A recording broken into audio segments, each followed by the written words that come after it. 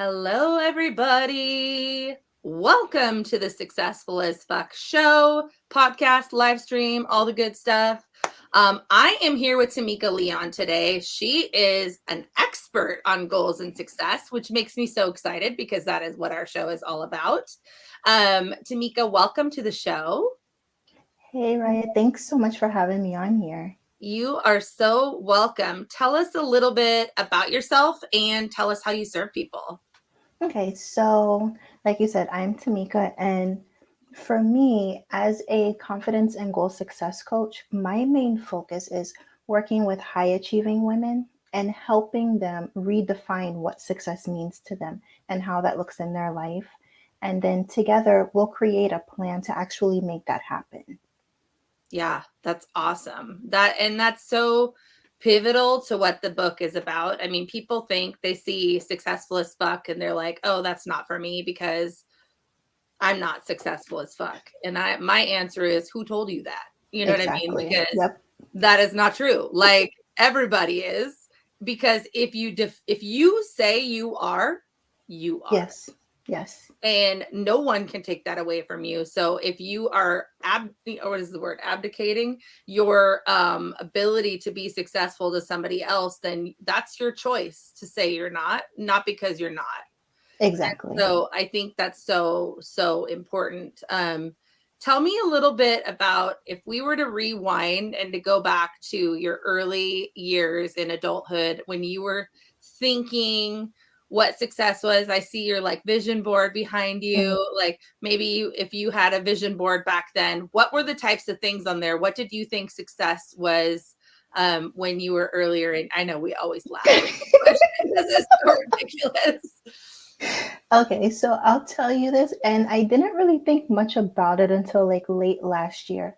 But I remember there was a point when I was in middle school and somebody had got this amazing new job. And I remember hearing somebody say, "Oh, well, she's going to be making $50,000 a year." And I mean, I was in middle school, that was a lot of money. Mm-hmm.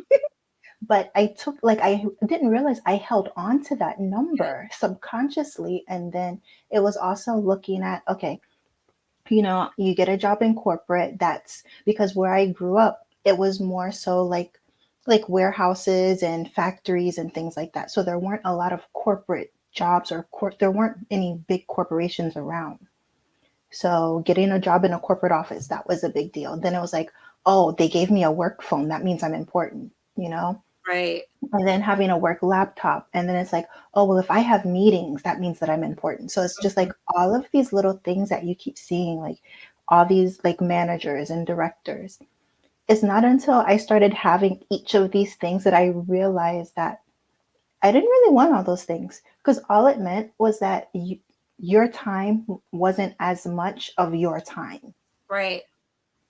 They call So them the electronic leashes, and that's what they that's, are. yes, yes. But for me, like that's how I envisioned success. It was like, oh, well, I have all these things now. The company thinks I'm super important.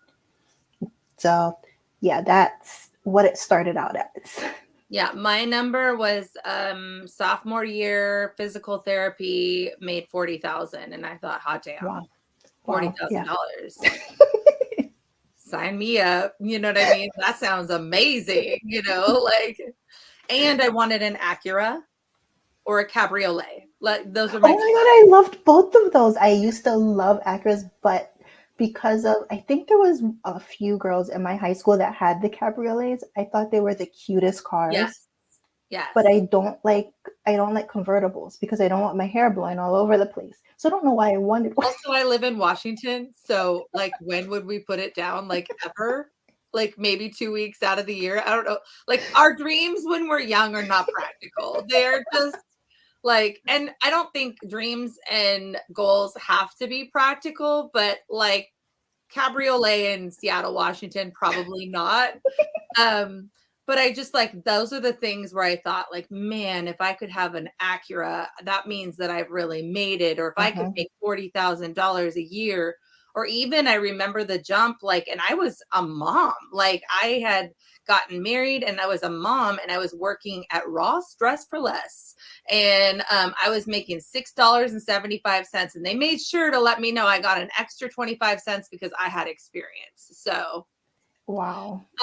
and then I got a job at the local hospital and I was making $10.55 an hour. Wow. I jumped from that and I just thought, like, what am I going to do with $10 an hour? Like, this is amazing, and then it's just like you really realize that with like the different responsibility, even if you don't have kids, the different responsibilities that life brings, these numbers, these arbitrary numbers that we put on things, they don't mean anything. And it doesn't mean that it won't be enough. It's just like, why limit yourself Mm-hmm. to a number?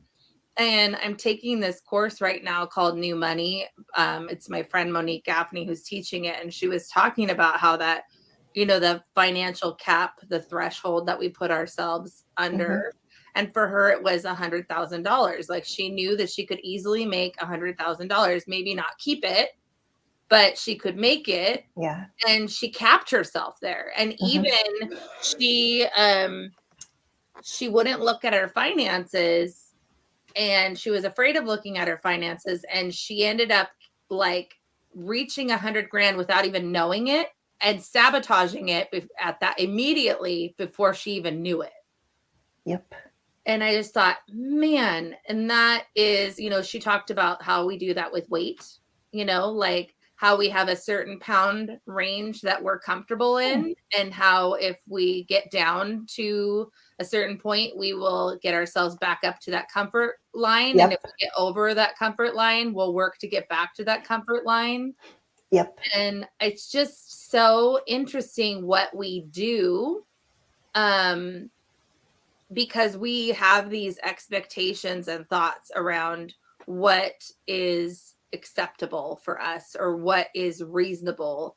And even that word reasonable sucks so bad. Like, that's so fucking stupid. Like, why would a goal have to be reasonable? It should be audacious. Like, Exactly. it should be ridiculous, like in the best of ways, like, and I'm speaking to myself when I say this, because I'm one of those people who's a very practical person.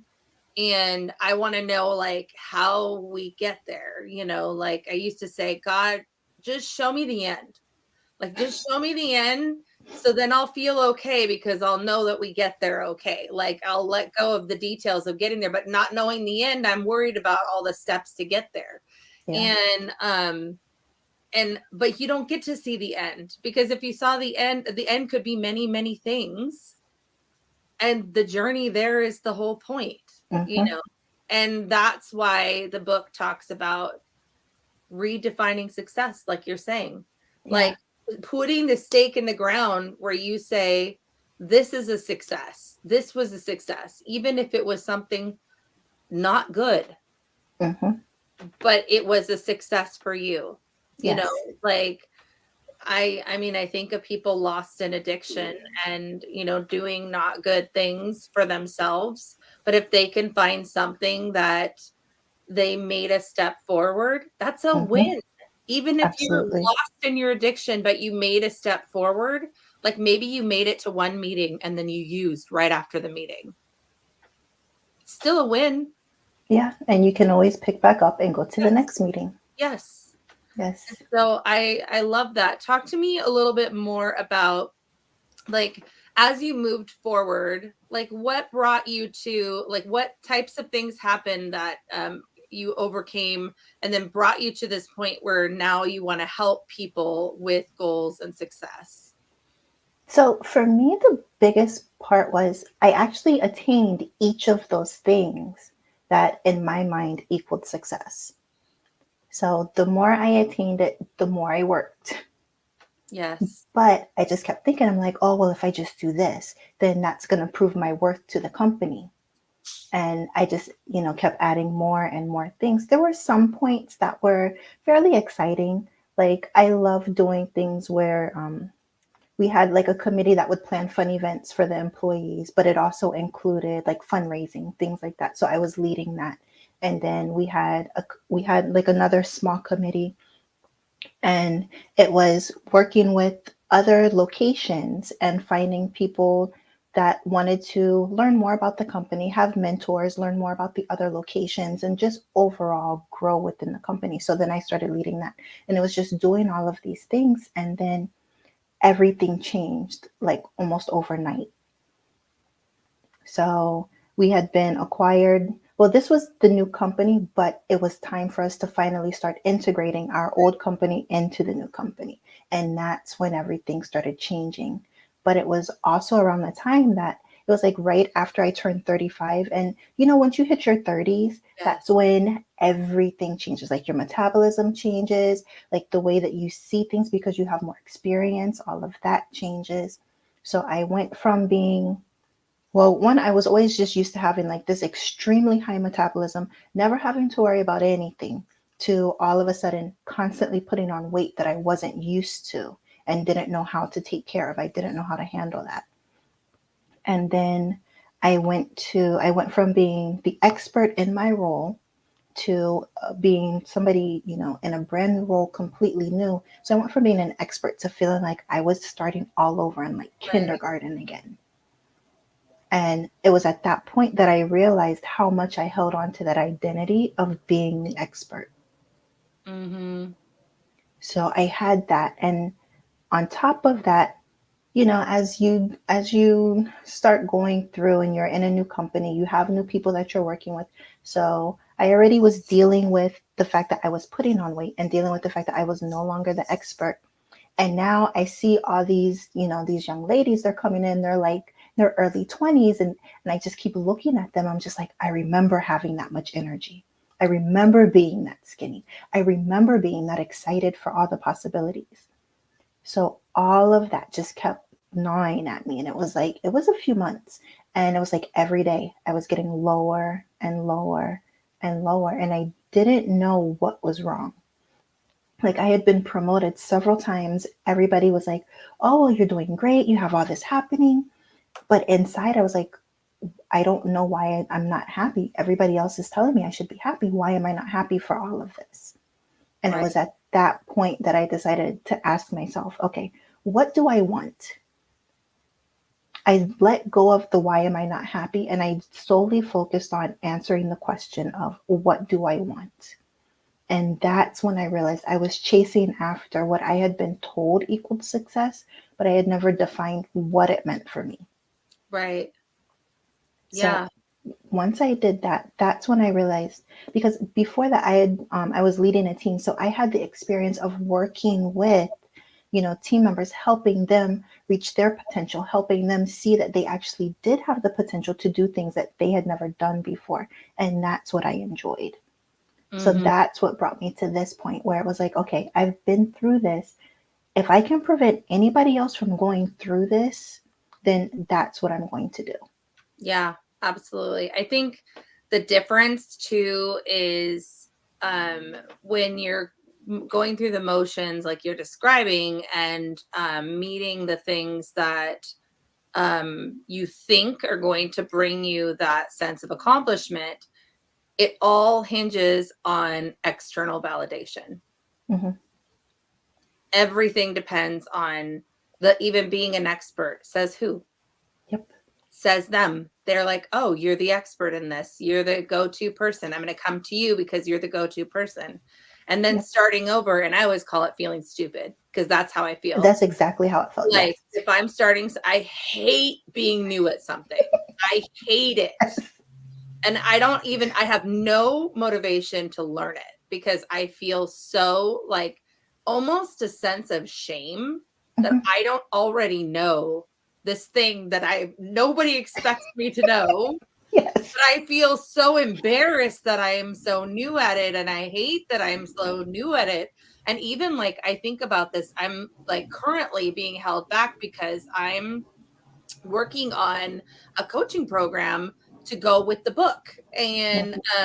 And so as I'm working and I'm giving myself a nice runway, like I'm gonna have like I'm gonna feel already feel amazing about what I'm offering, but I'm going to have it all solid and everything. I'm not just going in blind, but I'm new and I hate Mhm. that. And the reality is I'm not really new. I've been doing these things all along. I've just never charged anyone for it. And I've Yeah. like packaged it with other things like how you mentored people and helped them reach their potential. You've been doing it all along. You just weren't a goal success coach before. Exactly. And so like just being new at it in that role just is like, and just feeling like, can I really provide something of value for somebody because I'm not the expert? I haven't been doing it in this way. Mhm. We don't see the transferable skills. We don't see the value that we have. And even if I hadn't been doing it, um, within my business in this way, it's like in me. It's like Mhm. in who I am, or else I wouldn't want to do it. Exactly. Yes. Intrinsically inside of who I am. And that's enough. Yes. Like, and so it's the difference between allowing someone else to say you're an expert and allowing yourself to say you are enough. Mhm. You are Exactly. worthy of helping people in this way, of being this way, of having these things, of having this state of being. And we are not comfortable talking about our worthiness or our enoughness, as I like to call it. We're not comfortable saying, like I've said this before on the show, like somebody challenged me because I try to say, I like to deflect compliments, like it feels Mm. uncomfortable to receive. And so I've gotten better about saying thank you. Yeah. And but then they're like, no, no, no, no, no. It's not thank you. It's thank you. That's true. Or Hmm. thank you so much. Okay. I've been working on that. That's true. Thank you. You know what I mean? Like, Hmm. and telling yourself that's true. That's really what you're doing. You're Yeah. not telling them, you're not being cocky. You're saying to them and to yourself, I accept that. I receive that. And I appreciate you recognizing that in me. And we don't do that very often. We don't want to accept because we think we're being cocky or we think it's not true. Yep. Yeah. And that's the ticket. Do you see that with your clients too? Yeah. That's actually one of the biggest challenges because when you're so used to one being told you have to be humble. Yes. It's like you're not supposed to promote yourself. You're not supposed to, give yourself credit for the things that you do. You're supposed to wait for somebody else to acknowledge it. Yes. But even at that point, you're still supposed to deflect it. So I don't know about you, but like that was something that was always ingrained. You heard it from family members, you heard it from like sometimes you would hear it in school. It really just depended on the situation, but it was always, oh, if you believe this about yourself, if you believe that you are good enough, that means that you're cocky, you're conceited, you're self-centered. Yeah. So it's trying to work through that, and there's a lot of journaling that Yes. happens. Yes. There's a lot of journaling because that's something that it's ingrained in so many of us. Well, and we don't even know. That's the thing is like right now I'm working through some journaling, especially with that new money course. And like things that I had no idea were connected because I never attributed them. They don't look the same. You know Hmm. what I mean? They don't look the same as how it presents for me. And so because of that, I thought it didn't have anything, it didn't rub off on me. It didn't have an effect Uh, on me. And as I'm um, unpacking it and as I'm looking at it, I'm like, holy shit. yeah, Yes, it is. That is the same as me. yep, It just looks different. It just looks a little different. And so that's why I didn't accept it. And also because it's something that I don't like about that person. yeah, And so I did not want to admit that I had something in common or that I had received that trait or that belief system hmm, about that particular topic I just was like flabbergasted about it because unless you journal it out, unless you let it flow and just Yeah. keep journaling and journaling and journaling and journaling, then it like or just even sitting in meditation and like unwinding it, like play it backwards, like go back, Mhm. go back, go back. Where did this come from? Like a phrase comes in your mind. Why do I think that? It's kind of like the what do you want? Why Yeah. do I think that? Mhm. And then play it backwards and then say, where have I heard that before? Or where have I seen that before? Mhm. 'Cause that's a big one, is we don't attribute things that we have seen. Yeah. And like, or in even when like, in what am I trying to say? When people have tried to do things in a very loving way, or like, I'll just use myself as an example. I have always wanted to be very open and honest about money with my kids because I didn't understand money, because my parents tried to, I think, in some ways, shield us Mhm. and protect us from that so that we wouldn't be worried. You know what I Yeah. mean? And so Yeah. I've always been like, all right, well, this is how much the mortgage payment is, and this is how much we pay for groceries. And like, I'm very, very open about that because I want them to have a realistic idea of Yeah. what they're going to be taking on when they go into life. Well, what I have done is create anxiety around money, because then I Mm. also, because I'm so open about it, will tell them out loud, not intentionally, but I'll be like, oh no, we can't afford that. Or Mm. money's tight this month, or whatever it might be. And to the point where my poor little baby 12-year-old's like, she goes, Mom, are we poor? Aw. And I was like, no, honey, we are not poor. She's like, well, it just makes me feel bad when you want to buy me things because I'm wondering if it's going to hurt the house, like hurt the finances of the house. Mm. Like, oh, baby, no.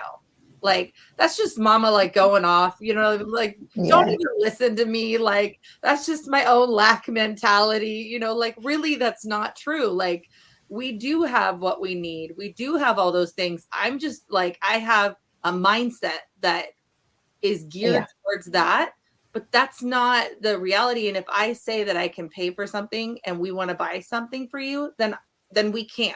Like, Yeah. I'm never gonna damage our finances or whatever. But in that regard, is like the things that they've seen or they've heard, and I'm trying to say like we're prioritizing our money elsewhere at this time. You know what I mean? Like, Yeah. we have other priorities right now. Yeah. And that means we have the money, but that's not what we're going to spend it on. Yeah. And do things like that, those tiny little shifts and things.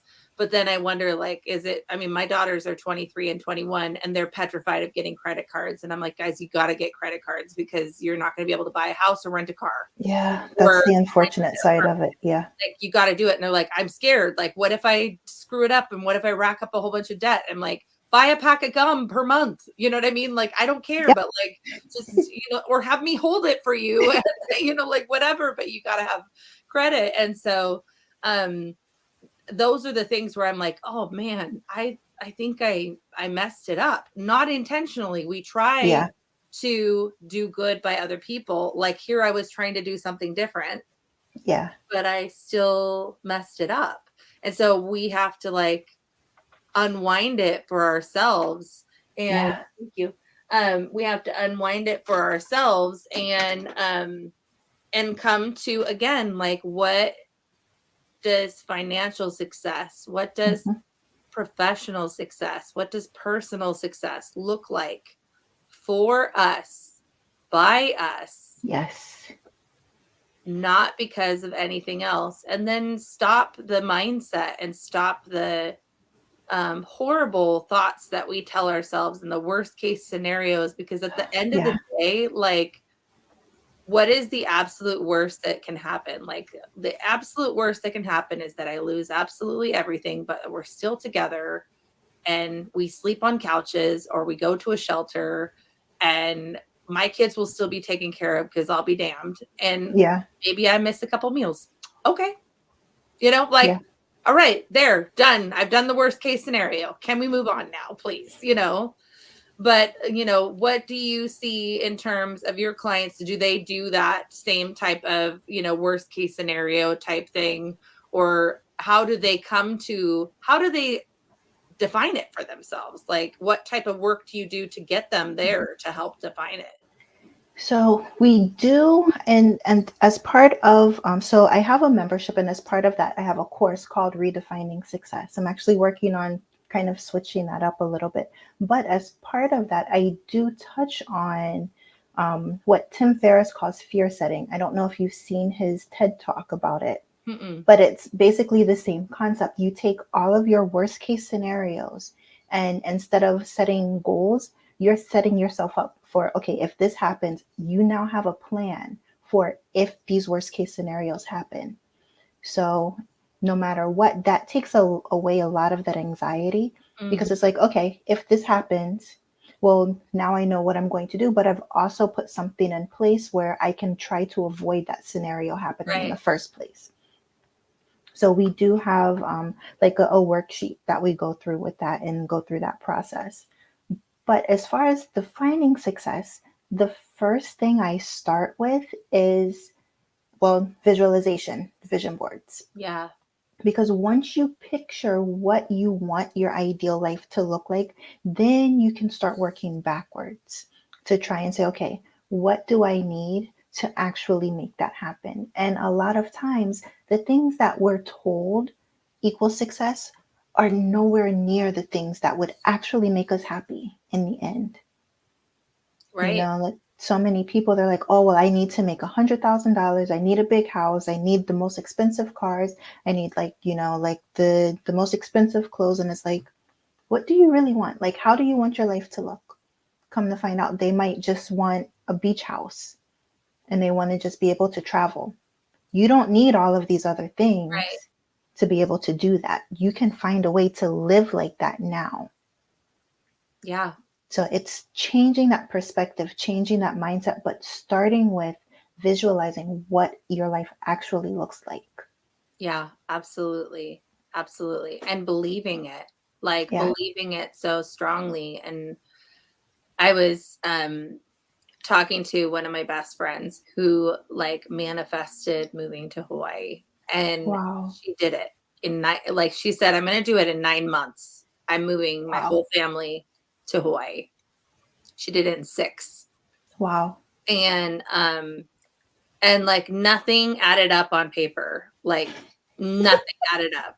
And somehow it all came together. She had a job when she went, and they have a house with property, and the rent was like $700 less than they were spending here. Wow. Hawaii is expensive.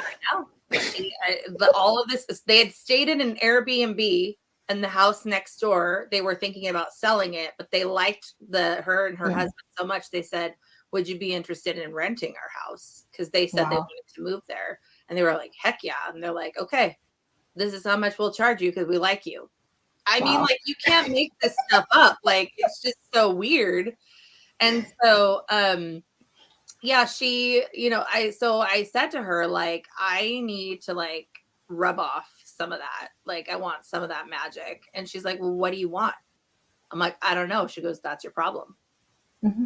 She's like, you got to write a whole list of what you want and then pick the one thing that you want and put all of your energy in that one thing. And I remember she had a binder where she wrote a list of all of the things she would have to do if she was going to move to Hawaii. Like her dogs needed a certain vaccination, a Okay. Yep. certification. She did all this research of everything like she needed to do if that was going to happen. She was like, it's not if that's going to happen, it's when that's going to happen.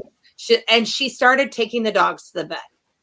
And she started setting up, her, like, she decided she was going to be, like a CNA. So she started taking courses to do a CNA so she could transfer that job. She started doing all these things.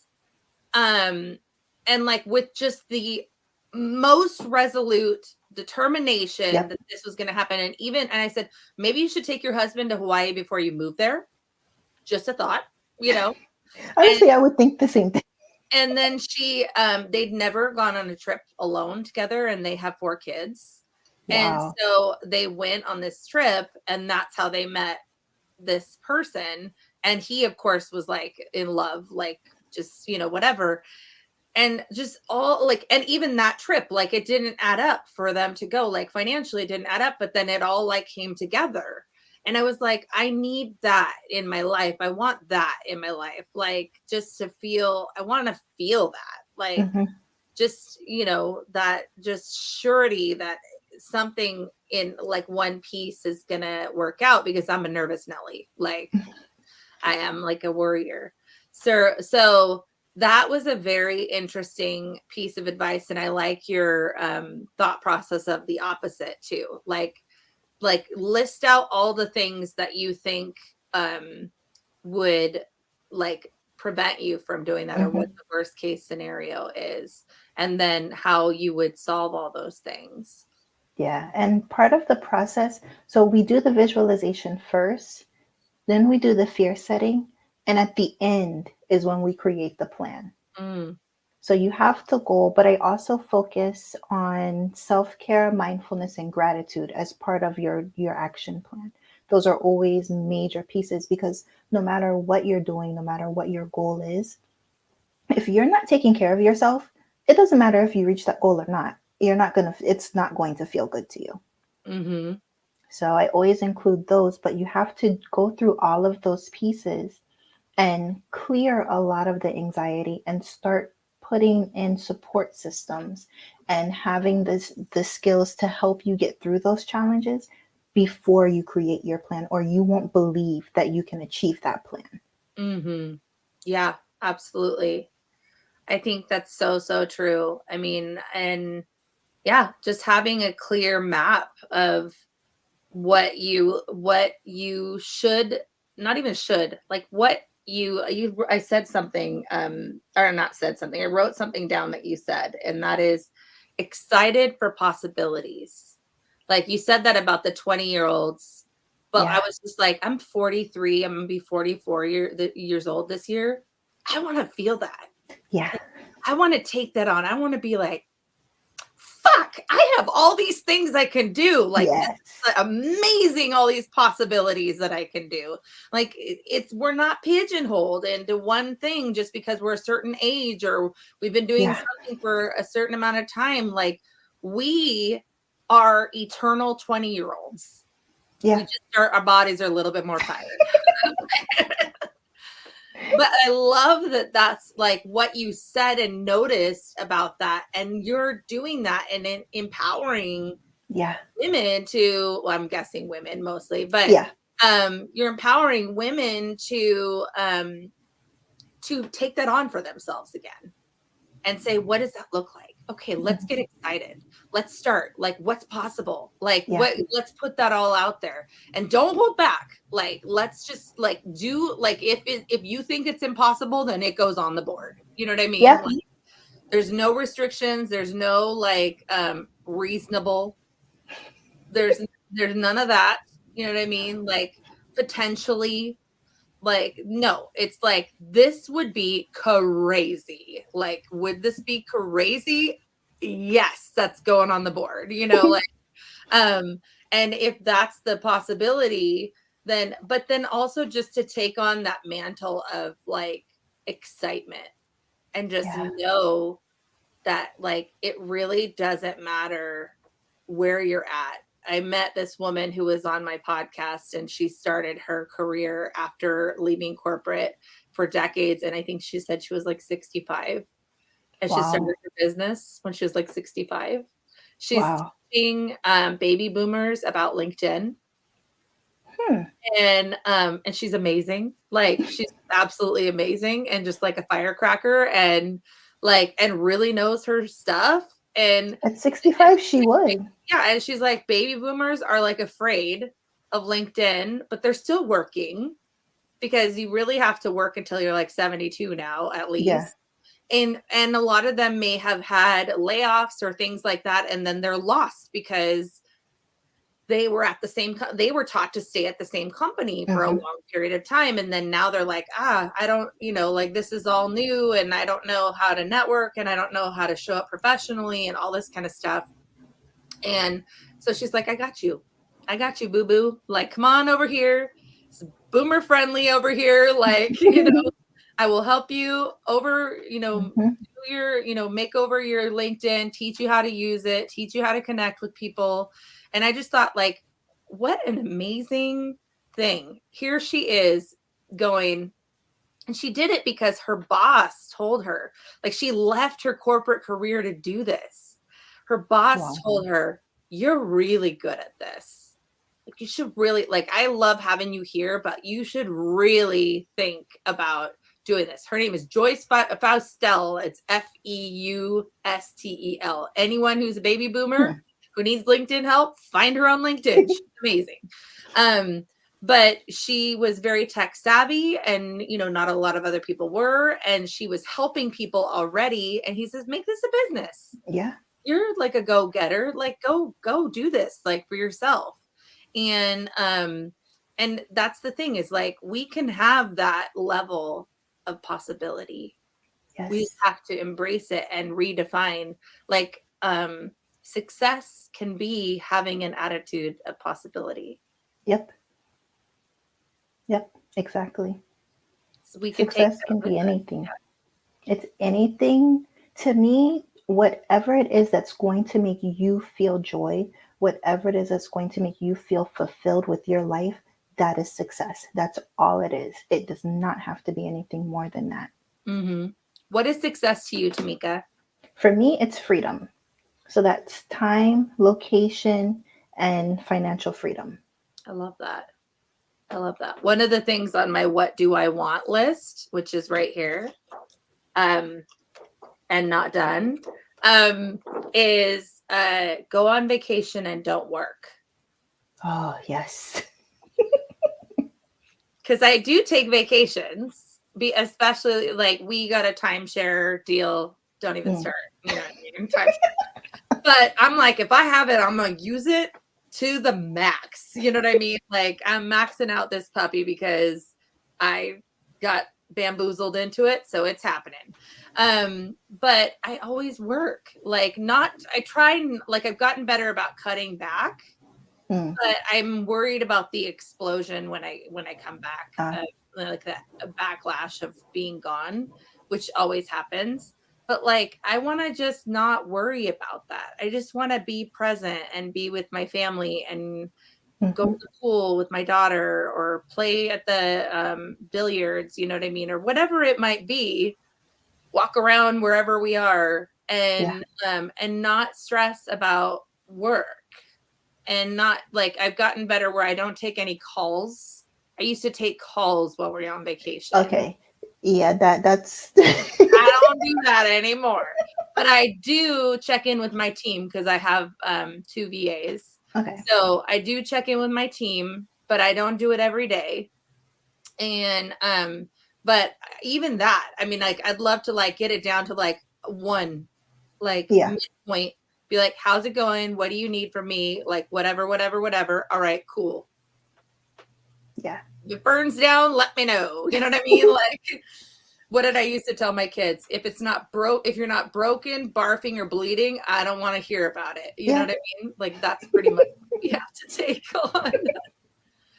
Um, okay, Tameeka, if you were to look forward 20 years, and then in that 20-year mark, you looked backwards, and you were to look at the legacy that you created in that 20 years from now until then, what would that look like? What would you want? What would that version of success at legacy level at 20 years look like for you?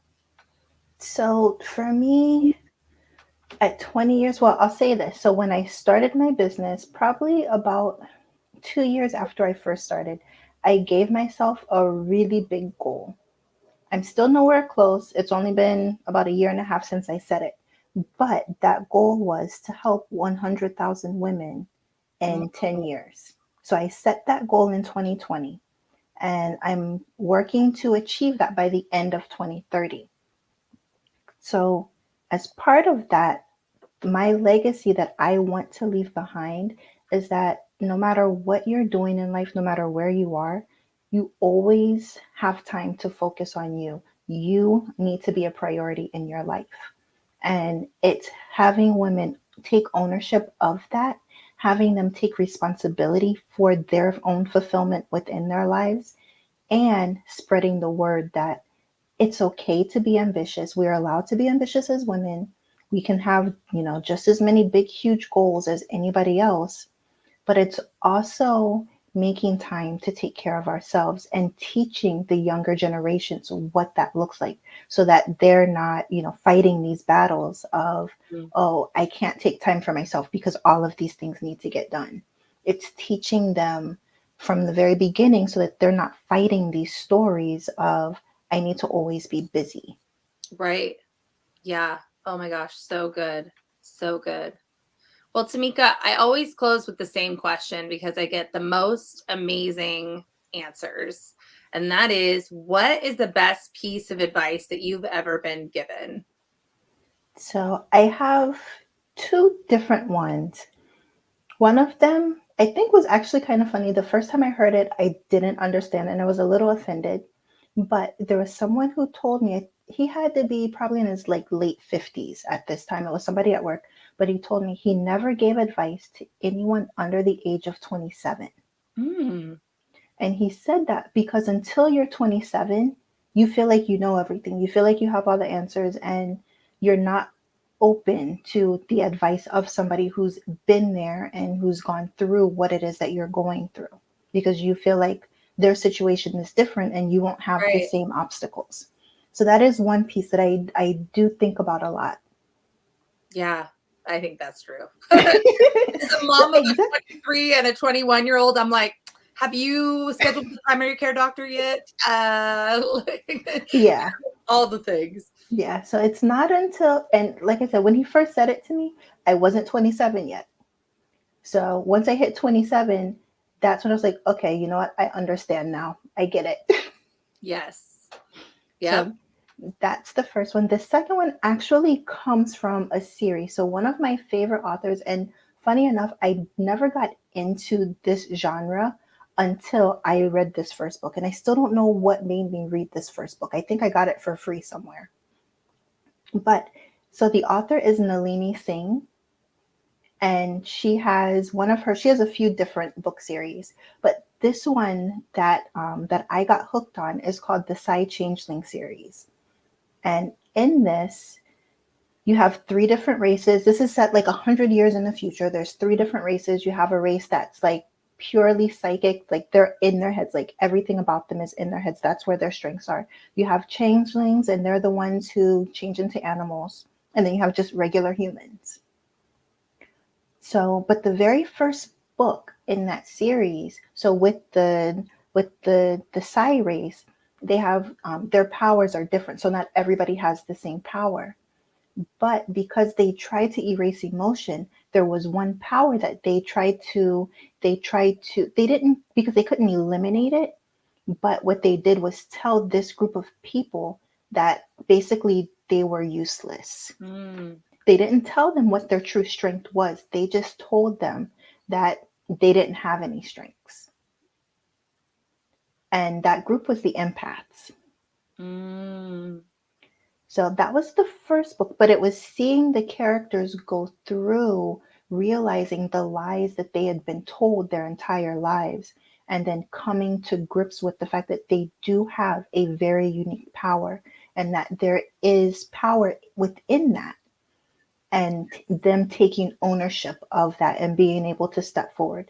Now, throughout the series, you'll see like it's basically a lot of the same concepts, but each person has their own battle where they're fighting something and you get to see them work through that. You get to see the pain, and because it's a book, you learn about what their thought processes are, and you see the support of the family coming in and helping them work through that. And in the end, in most cases, you see them overcome that and start to step into their power. right. Oh my gosh, so important because we all have our own battles. I think that's something that if I could take on this year that I've seen the message that's been coming to me over and over again is it's not about you. Like it's Mm, really not about you. Like everyone has their own shit. They're the main character in their story. Mm-hmm. You're just like a side person, like either Yeah. an annoyance or like someone who brings them joy, like whatever, like, or the sidekick or like whatever, but it's about them in their world. Mm-hmm. And it's about you, like you feel like everything revolves around you, but really this has nothing to do with you. Exactly. It just intertwines at different points. And Yep. we overlap and we hurt and we bump up against and we heal and we help and like all these things, but we're all in our own little bubble. It's like we're the bubble boy. You know what I mean? We're like Yes. rolling around. Sometimes we try to poke a hole in the bubble and, or we hit a nail or something, but it's not about me. Mm-hmm. And I think this goes to many topics, but it's not about me. It is about, like, I got to work out my own stuff. Yeah. And this is what the success is about, is like, we can't rely on other people Mm-hmm. to bring us our value, because they will fail us 100% Yes. of the time. Yes. We have to find that within ourselves, or else we will fail ourselves 100% of the time. Exactly.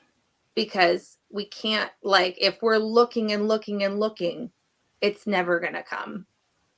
And yeah, I love what you do. Like, I love what you do. And my plan is to launch a coaching program in the fall, doing something similar to what you do in a very different way.